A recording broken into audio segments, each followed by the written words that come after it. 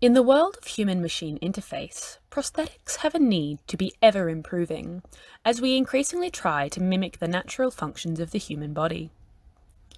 As of 2017, there are 2.1 million people living in the USA with limb loss, excluding fingers and toes.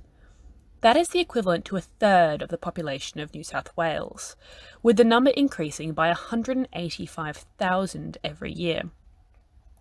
Globally, there is the equivalent of one amputation every 30 seconds. There are several reasons why amputations can be necessary, including cardiovascular disease and traumatic accidents. Other reasons also include infection, tumours, nerve injury, and congenital abnormalities. Though Australia has the second highest rate of diabetic-related amputations in the world, most prosthetics are necessary due to traumatic experiences such as car and workplace accidents and the effects of war. From a historical perspective, the earliest prosthetic ever discovered was a false toe for an Egyptian woman, dating to as early as the 10th century BC. The toe was necessary functionally to wear sandals, the fashionable footwear. Prosthetics have historically primarily come about during times of war, when the loss of limbs was most common. In the early days, artificial limbs were usually hooks replacing a missing hand, or wooden replacements for amputated feet.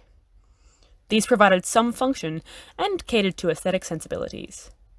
These early prostheses were improved upon over time, enabling more numerous and more effective functional benefits. In time, mechanical features such as hinges and locking joints were developed, mostly in hand replacements.